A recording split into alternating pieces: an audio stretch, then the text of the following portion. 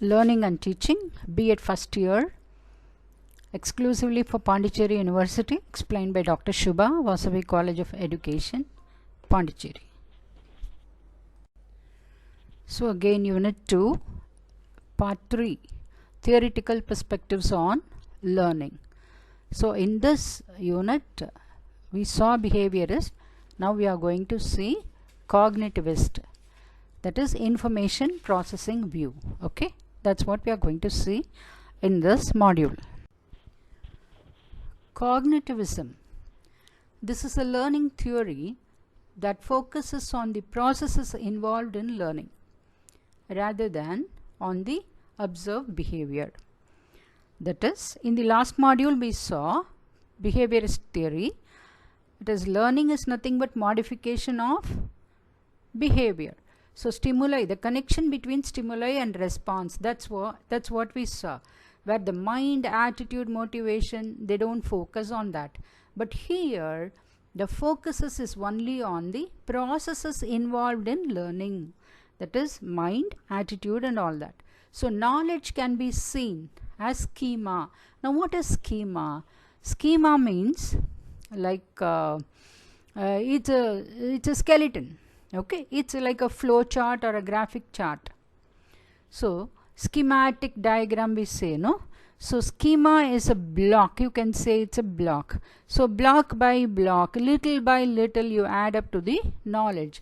So knowledge can be seen as schema or symbolic mental constructions, and learning is defined as change in a learner's schemata. Okay, so it can be seen as a flow chart,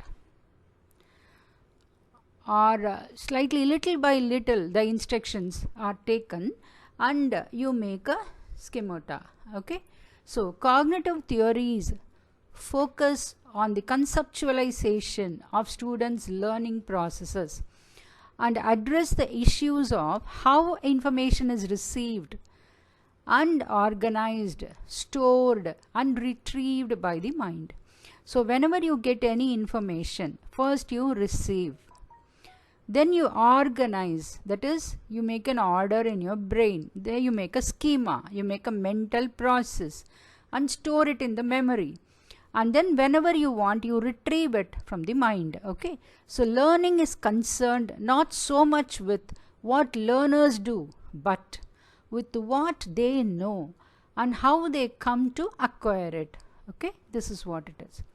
So knowledge acquisition is described as a mental activity that entails internal coding and structuring by the learner. So how much ever the other person is teaching him, he has to take it and he has to process the information in his own brain. That is what is called this cognitivism theory. The learner is viewed as a very active participant in the learning process. The cognitive approach. Cognition. What's the meaning of cognition? Knowing. So cognitive processes refers to the way in which knowledge is gained, used and retained. Gained, processed, stored and recollected and retained. So cognitive psychologists, they explain all the behavior in terms of thoughts, beliefs and attitudes, and study how these direct our behavior, that is how the thought and belief and attitude direct anybody's behavior. That is the cognitive. So I just want you to go through this. What is cognitivism? This can be defined as the study in psychology that focuses on mental processes, including how people think, perceive and learn to solve problems and direct their attention to one stimuli rather than another. The cognitive learning theory explains why the brain is the most incredible network of information processing and interpretation in the body as we learn things. This theory can be divided into two specific theories, the social cognitive theory and cognitive behavioral theory. So these we are not going to learn more about, but this will give an idea like input, process, output. like a computer. Okay, so you get the information like a computer input, like how the input will come. A teacher will teach you, otherwise you read a book, anything. So you input, the information is input in your brain, then processing is being done in the brain, then output will be there.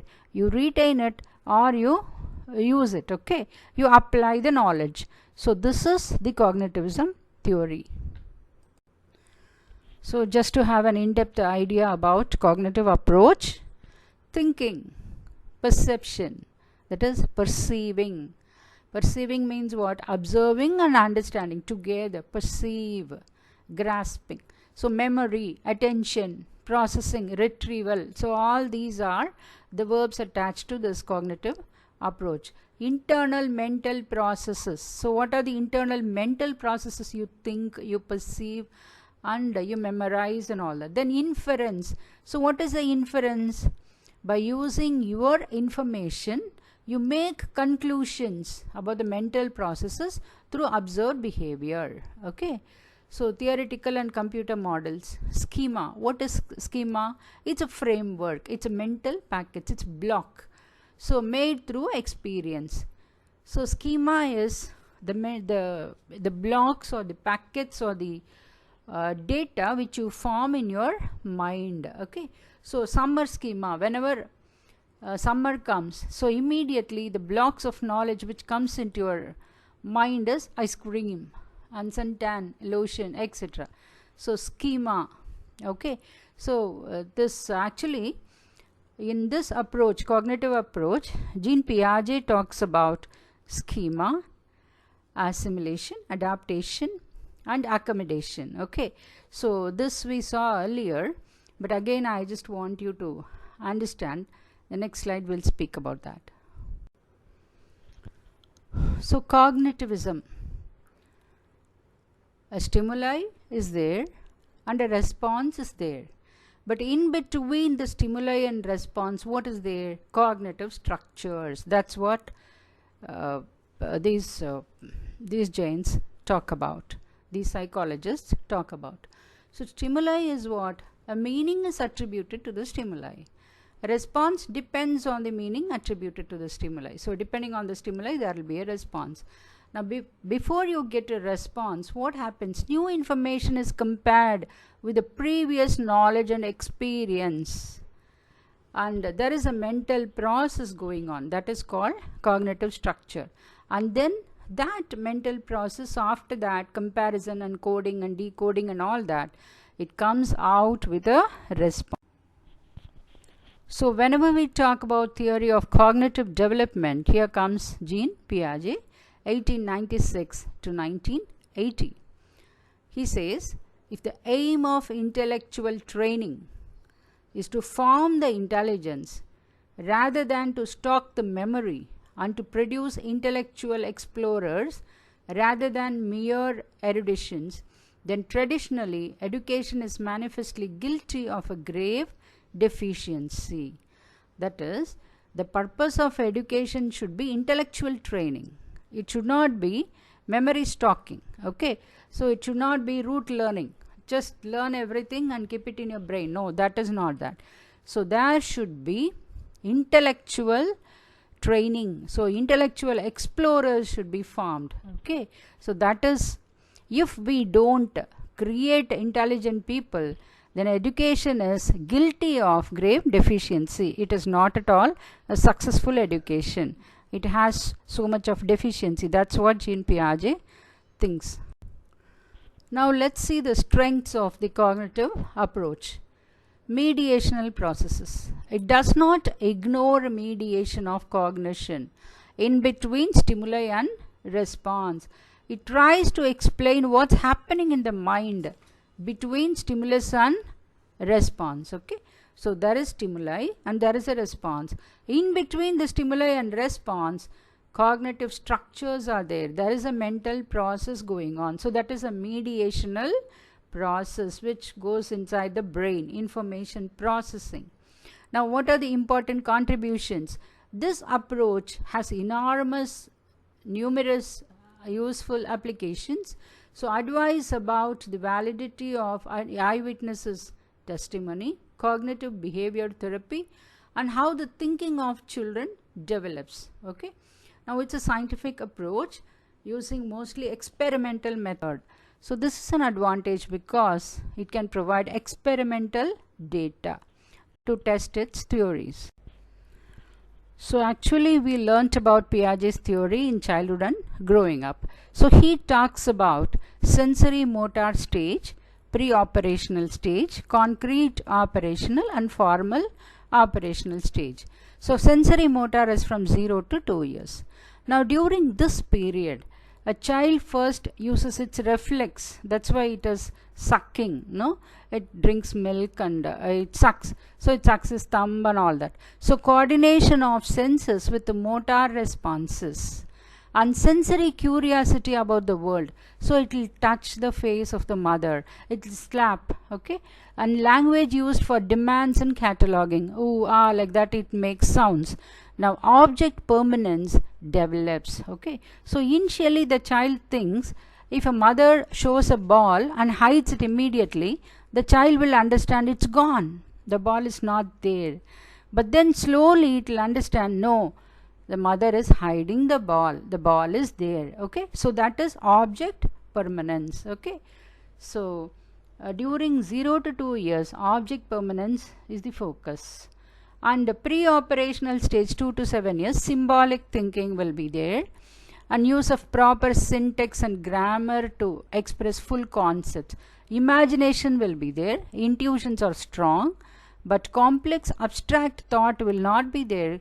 Conservation will be developed, and conversation will also be developed.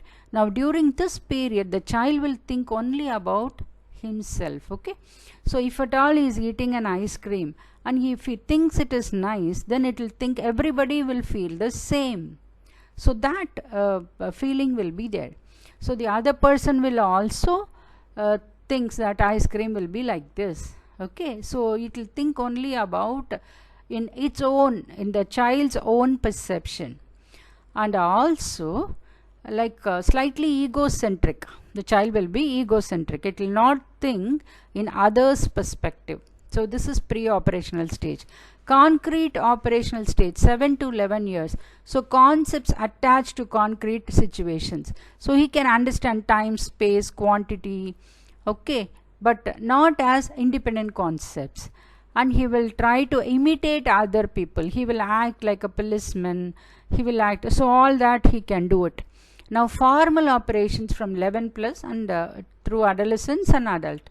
So theoretical, hypothetical, counterfactual thinking, abstract logic and reasoning will be there. Strategy and planning will become possible. Now concepts learned in one context, you can apply it in the other context. So the cognitive structure will definitely develop during these operational stages. This is what Piaget talks about. Now this is pictorial representation of Piaget's theory. First the child uses reflexes and then it touches and smells and all that. That is sensory motors. It uses its sense to understand an object permanence. Now second is pre-operational stage. So slightly egocentric, slightly starts inquisitive to know about what are these things like. Now third is concrete operational. So he can understand the space, time, speed, distance and all little by little. Then after that it is formal operational stage.